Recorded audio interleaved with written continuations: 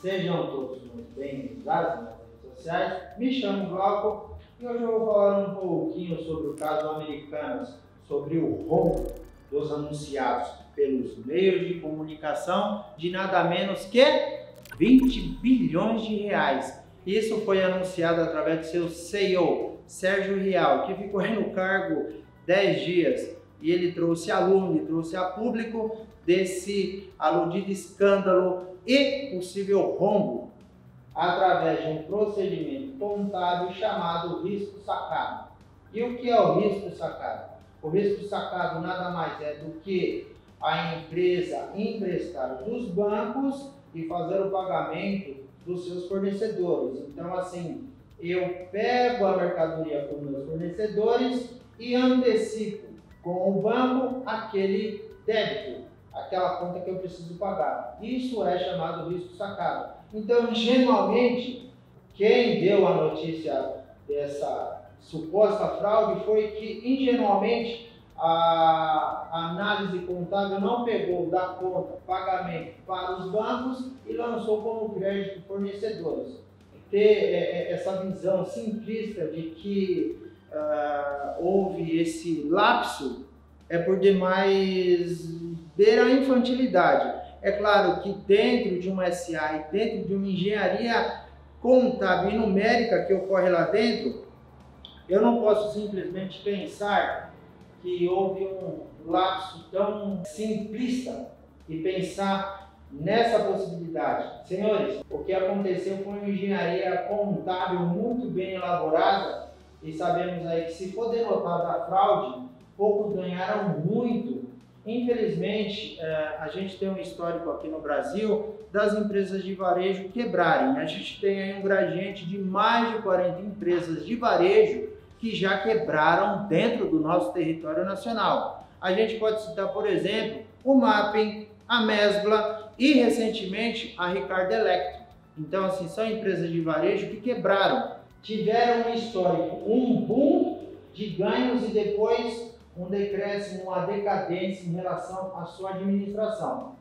O que temos é que, assim, não sabemos e não podemos afirmar se de fato houve uma fraude. Isso vai depender, claro, de um resultado contábil através de uma perícia técnica a se saber, a se apurar se houve de fato fraude contábil ou não. Há evidências, né? A gente não pode pensar aí que um rombo de 20 bilhões e se os bancos anteciparem esses créditos chega num déficit de 40 bilhões, não tem empresa que se recupere dessa situação. Quem vai assumir uma empresa que tem um passivo de 40 bilhões? Claro, ninguém, mesmo que a marca, por mais que ela valha, não haverá condições de qualquer empresa assumir. A gente sabe que, por exemplo, eu trago aqui o Grupo Columbus. Quem não lembra do Grupo Columbus, por exemplo, o Netinho com a foto dele estampada nos baús da empresa?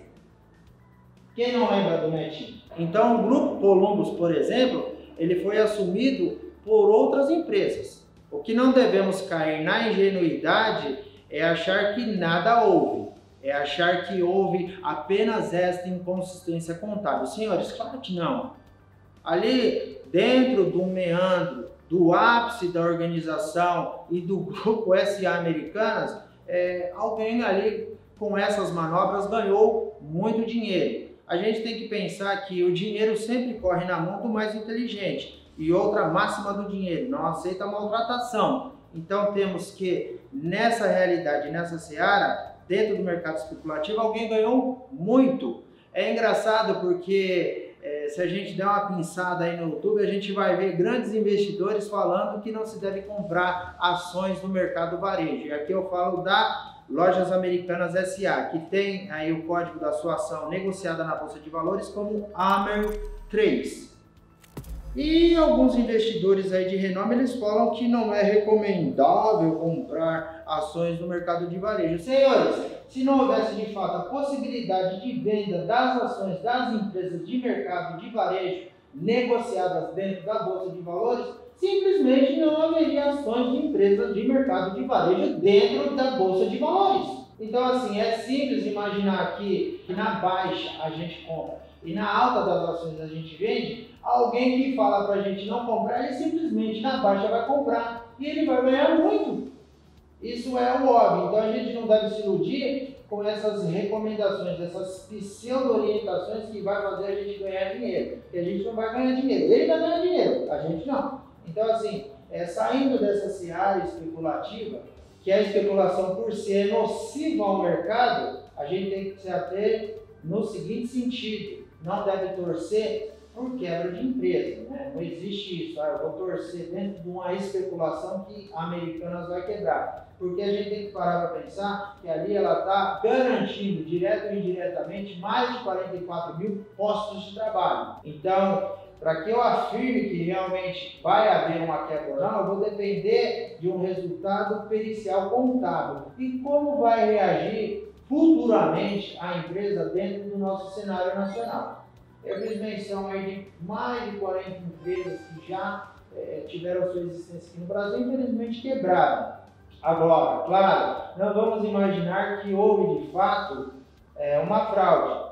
Vamos analisar aí através e acompanhar através do noticiário se de fato houve uma fraude ou não. O que eu vou tomar a liberdade de ler é a decisão do juiz Paulo Assed Stefano, juiz da 4ª Vara Empresarial do Rio de Janeiro. Ele deferiu positivamente na tutela cautelar antecedente. A tutela cautelar antecedente é uma nova figura jurídica trazida pelo Código de Processo Civil de 2015. Antes tínhamos a medida cautelar. Então eu lerei e ali tem alguns pontos em que ele realmente quer proteger o patrimônio das Americanas, para que com o pedido de antecipação desses recebíveis pelo banco não haja uma quebra drástica da empresa, porque o juiz, nesse pedido, ele está dando a oportunidade das Americanas apresentar em até 30 dias um pedido de recuperação judicial, e para que futuramente essa recuperação judicial ela não se convole em falência. Então, senhores, vamos à leitura.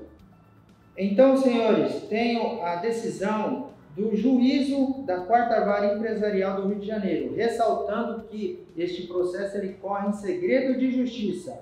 O deferimento na tutela cautelar antecedente foi no seguinte sentido: pelo exposto, defiro a tutela cautelar antecedente nos termos do parágrafo 12º do artigo 6º da Lei 11.101 de 2005 e, por consequente, determino o sobrestamento dos efeitos de toda e qualquer cláusula que imponha vencimento antecipado das dívidas das requerentes, em razão do, aspas, fato relevante, divulgado em 11/1 de 2023 e seus desdobramentos.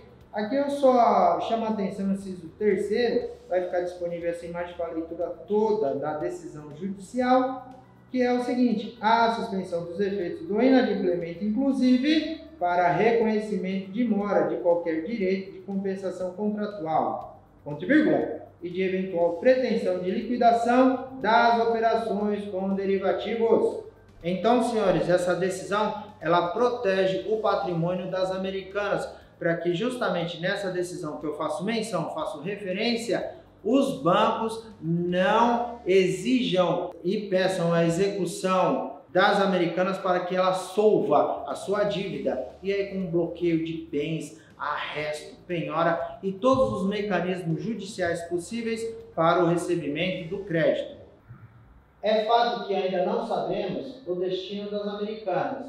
Dependeremos, como eu fiz menção, de um procedimento contábil específico através de um laudo. A situação será laudada através das verificações contábeis e, como eu fiz menção, uma engenharia contábil e numérica extremamente complexa.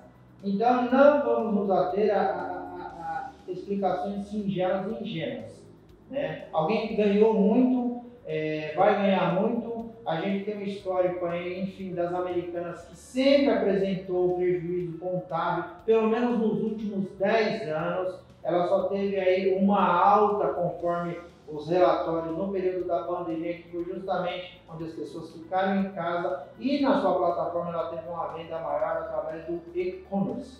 Senhores, com novas informações atualizadas, trarei aqui no meu canal um vídeo atualizado sobre o assunto. Obrigado quem me acompanhou até o final deste vídeo. Nos veremos num próximo vídeo tratando do mesmo assunto. Um abraço e até lá!